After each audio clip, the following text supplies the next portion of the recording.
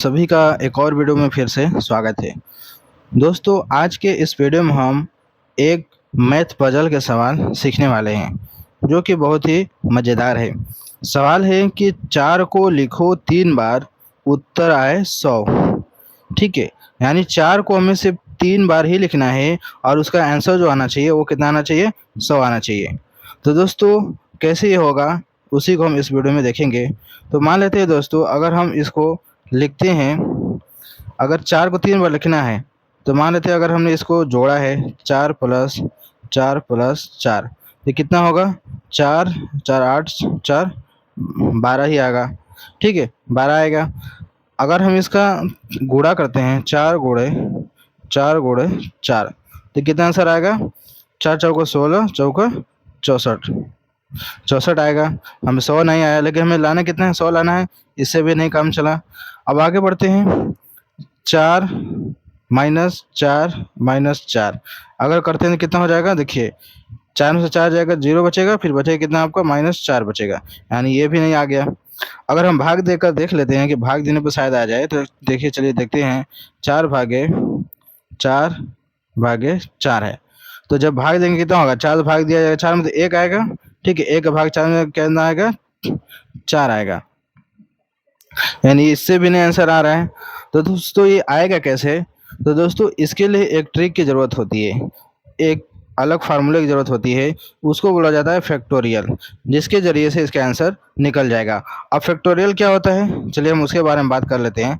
दोस्तों, फैक्टोरियल जैसे कि अगर हमें 5 का फैक्टोरियल, ये हो गया फैक्टोरियल का साइन होता है।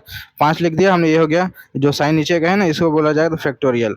अब फैक्टोरियल का मतलब ये होता है कि घटते क्रम में गुणे में लिखेंगे संख्या को। जैसे 5 है, 5 का फैक्टोरियल, इसका मतलब हो जाएगा 5 × 4 × 3 × 2 × 1, यानी कि इसे घटते क्रम में गुणे का निशान लगाते हुए 1 तक जाएंगे।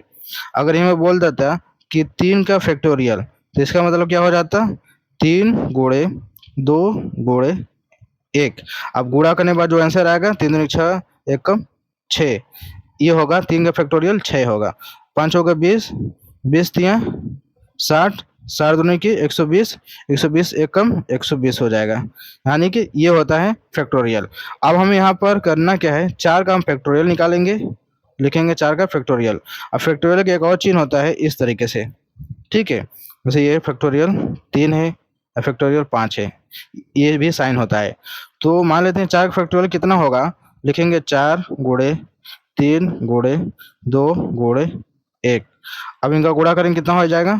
4 3 12, 12 दूना का 24, 1 कम 24, कितना हो जाएगा? 24, यानी 4 का फैक्टोरियल 24 होता है।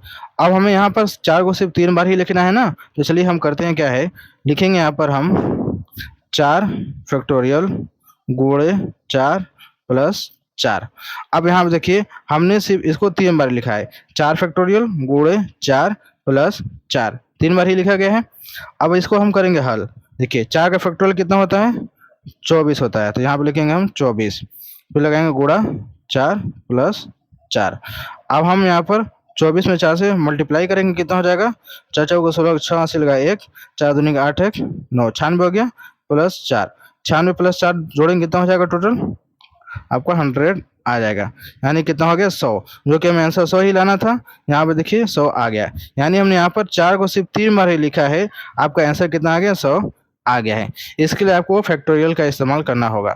तो ये है इसका मैथ का जादू। ठीक है, गणित का जादू ये है, ये ऐसे सवालों को ऐसे लगाया जाता है। तो उम्मीद करते हैं आपको जरूर समझ में आएगा। ये सवाल आप किसी से पूछ सकते हैं, वो इसका जवाब हरगिज नहीं दे पाएंगे। अगर ये जानते होंगे तभी दे पाएंगे, अगर ये इसके बारे में नहीं जानते होंगे तो आंसर कभी नहीं दे पाएंगे।